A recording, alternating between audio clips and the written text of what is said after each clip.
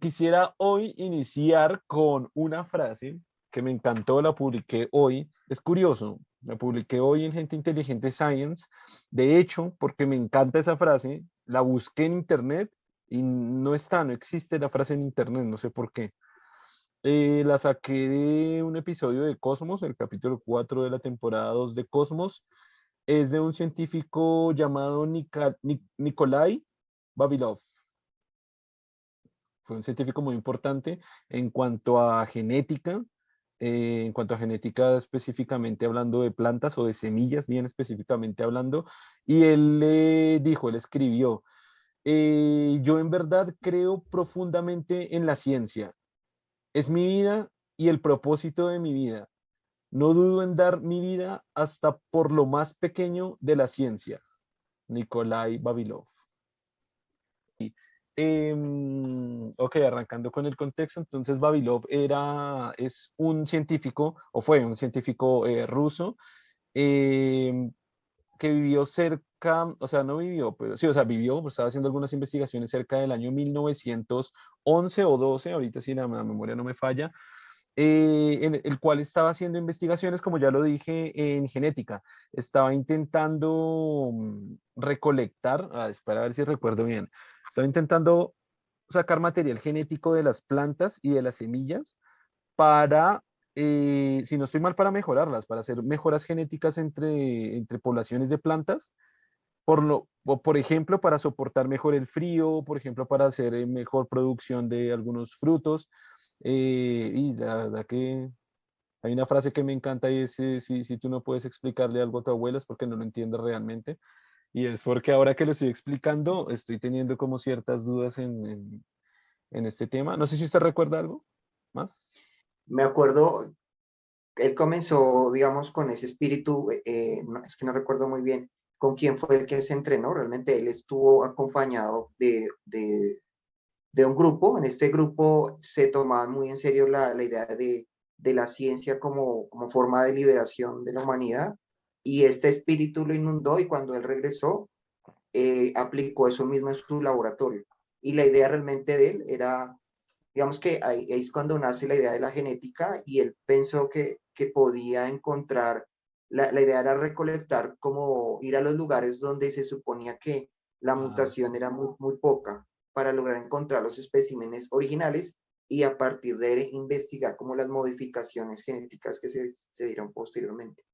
Y también como para ir encontrando como lo mismo que hizo Mendel, cómo combinarlos para lograr lo que usted estaba planteando, ¿no? Para cómo lograr que fueran resistentes a la sequía, que fueran más productivos, todas esas cuestiones él quería investigarlas, y por lo tanto quería ir a las semillas originales, ¿no? Las que no, digamos que prácticamente no habían cambiado, para estudiarlo a partir de ello. exactamente, sí, sí, tiene toda la razón. Y tenía que hacer catalogarlo completamente, catalogar todas las semillas posibles, hacer un catálogo completo de todos los espécimes, las especies de semillas que existían, ¿no? Entonces recorrió muchos lugares buscando las diferentes especies que existían en cada uno de estos lugares, y Exacto. recolectándolo y catalogándolo y conservándolos, sobre todo, conservando esas especies, porque pensaba que el futuro de la humanidad dependía mucho de eso, ¿no? Porque él había vivido la hambruna que ocurrió en Rusia, que no es la primera, sino había ocurrido muchas veces, y él quería hacer algo con respecto a eso. Entonces quería aportar en esa cuestión.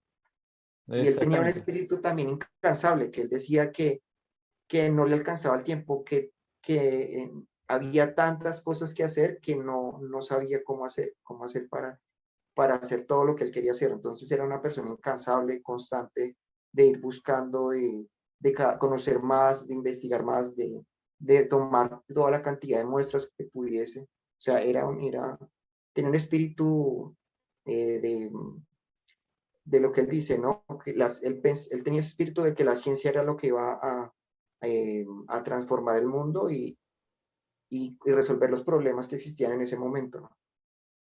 Tenía mucha esperanza en eso, sí. Sí, no, exactamente. O sea, digamos como agregando a lo que dijo, que estaba bien completo. Algo muy importante es eso, ¿no? Él tenía ese espíritu de aportar a la humanidad, aportar a la ciencia a través de su conocimiento.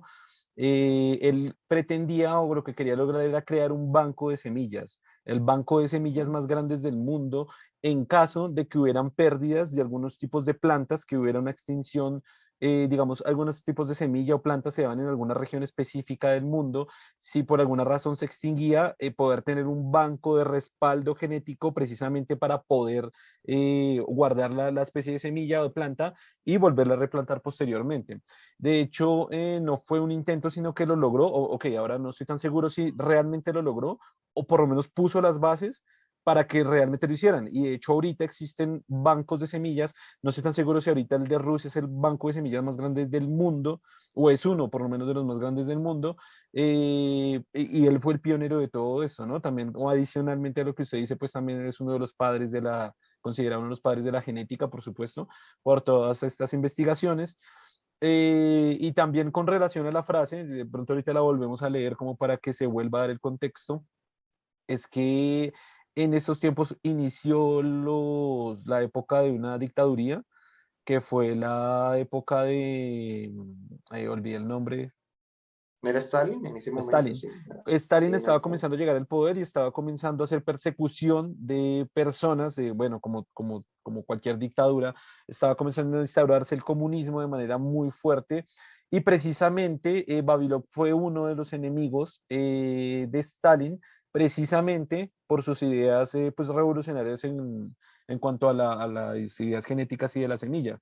No recuerdo exactamente por cuál fue el problema, pero sí Stalin tenía unas ideas científicas un poco retrógradas, un poco como más, eh, que apuntaban hacia otro camino y Babilov tenía otra idea científica Sí, creo que de ese tenía que tema. ver mucho con su competidor, que no recuerdo el nombre, que tenía la idea de, él pensaba que digamos que la evolución funcionaba casi por exposición, ¿no? O sea, algo así como, la idea era algo así como que la jirafa tiene el cuello largo y le crece porque necesita alcanzar las ramas altas y al exponerse a, digamos, a esa necesidad, Sí, crece el automáticamente, esfuerzo, algo así. exactamente como usted dice, pero es el esfuerzo, él lo proponía como Entonces, que su el idea, esfuerzo, digamos, la idea de él era coger semillas y exponerlas al frío y él pensaba que eso automáticamente las iba a exactamente. volver Sí, resistentes, cosas de así como... ok, para detallarlo, o sea, como lo dice está correcto, para detallarlo es que él pensaba que el esfuerzo que hacía la jirafa para Ujú. alcanzar las ramas más altas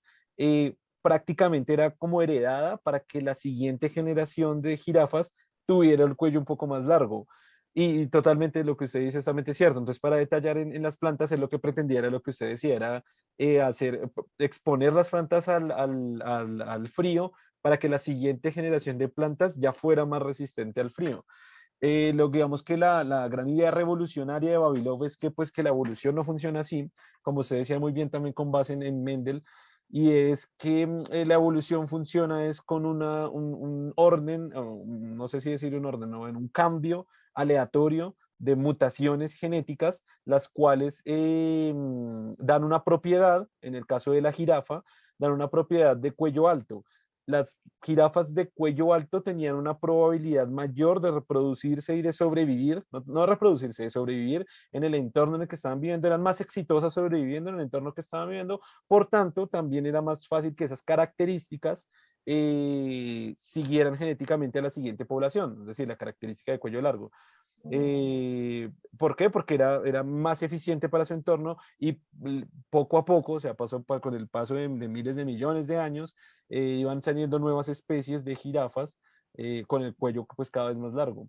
Así que pues esa idea no le gustaba mucho a Stalin y no era la razón, no era la razón la diferencia en cuanto a pensamiento científico, pero sí la razón tenía que ver precisamente con eso, ¿no? Como que me parece que Stalin quería apoyar a la competencia que usted dice, que tampoco recuerdo el nombre, Ujú, exacto, y sí, como como darle que recursos a le él. convenció mejor esa idea que la de Ah, ok, ese fue un problema, claro, ese fue un problema que él cuando divulgaba la información, la divulgaba de una mucho mejor manera y convencía más a la población.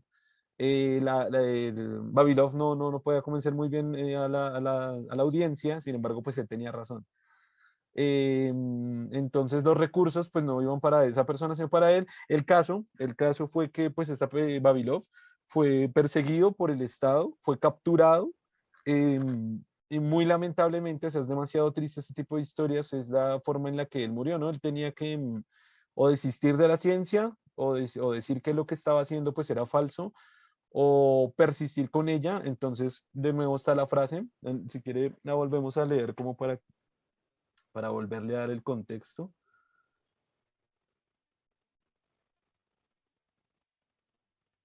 Deme un segundo que me cerró la Lo imagen. interesante que mencionan ahí también es cómo los nazis querían apoderarse de este banco de semillas porque ellos sí tenían esa visión y sabían de la importancia de este banco y del potencial que tenía para alimentar a su ejército. Entonces, uno de los planes de los nazis en ese momento era apoderarse de ese banco, ¿no? Llegar a ese banco de semillas. Sí, Entonces, eso no me sí, o acuerdo sea, que ellos tuvieron que proteger este banco, los científicos involucrados en, porque pues obviamente tenía todo un grupo que lo apoyaba, ¿no?